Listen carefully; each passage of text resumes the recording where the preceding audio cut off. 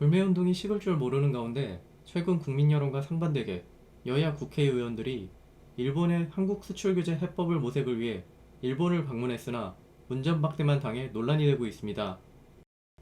언론 보도에 따르면 서청원 의원을 단장으로 김진표 더불어민주당 의원, 윤상현 자유한국당 의원, 김동철 바른미래당 의원, 조배석 민주평화당 의원, 이정미 정의당 의원 등 10여 명의 여야 의원으로 구성된 방일단은 니카이 도시히로 자유민주당 간사장과의 면담을 추진했으나 두 차례 연기 끝에 결국 일방적인 면담 취소 통보를 받아 기껏 일본까지 건너가 체면만 구긴 셈이라는 겁니다.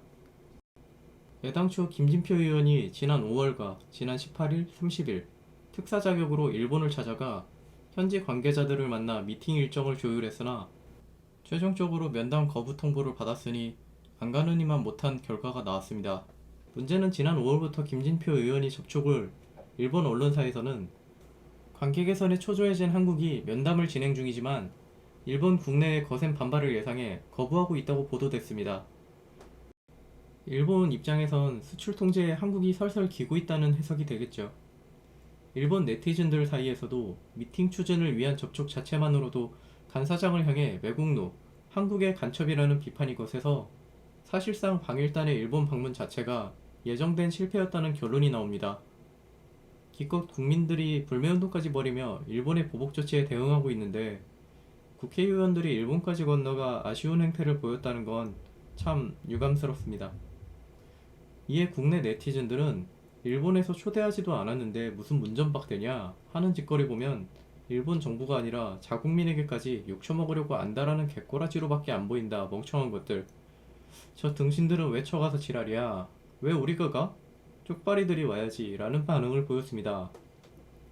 반면 일본 네티즌들은 여론이 한국에 비판적인 상황인 만큼 자제한 것이며 간사장이 문재인 정부와 동반 자살할 생각이 없다는 본심이 아닐까? 절대로 만나지 마라. 일본의 장래에 화근을 남기게 된다. 의연한 대응이 좋았다고 생각한다. 백발 할머니들, 이 위안부 피해자 할머님들도 만날 필요가 없다. 한국과 관계를 끊는 편이 좋다. 민의를 반영해라. 라는 등 대체로 우리는 아쉬울 것이 없으니까 한국은 무시해도 좋다. 라는 반응을 보였습니다.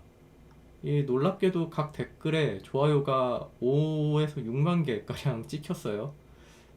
간단하게 한국에서 불매운동을 벌이고 있지만 일본 네티즌들 대부분은 그다지 문제가 없다는 반응을 보이며 오히려 한국의 버릇을 고쳐주겠다는 반응입니다. 또한 일본 유튜버 같은 경우에는 이 일본 무역 중단이 한국 기업에 어마어마한 피해를 끼치고 그로 인해 한국 국민들이 눈물을 흘리고 있다. 뭐 이러면서 약간 일본 네티즌들끼리 약간 자축하는 분위기, 승리를 눈앞에 둔 그런 분위기가 피어오르고 있었어요. 하지만 반도체 기업 엔지니어이자 대학 교수로 30여 년간 활동해온 유노가미 다카시 미세 가공 연구소장은 김어준 뉴스공장의 인터뷰에서 일본의 수출 규제가 유지되면 5년 뒤 일본 전체의 반도체 산업 자체가 사라질 것이라고 말했습니다. 또한 지난달 18일에는 반도체 전문 매체 이타임즈 일본어판에 일본의 수출 규제는 한국뿐만이 아니라 일본 기업에도 전혀 도움이 되지 않고 일본 정부 스스로 무덤을 파고 있다고 지적했습니다. 서로에게 타격이 되긴 되겠지만 수출 의존도가 높은 일본의 타격이 더 크다는 거죠.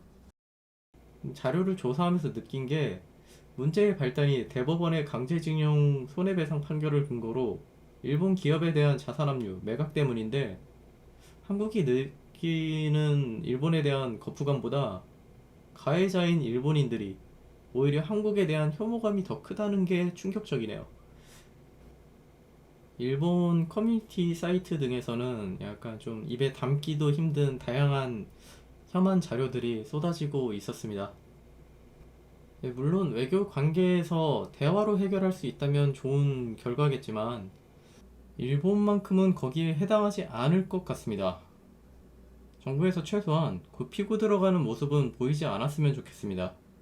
관계 개선보다 보다 강경한 대응이 필요하지 않을까 그런 생각이 듭니다.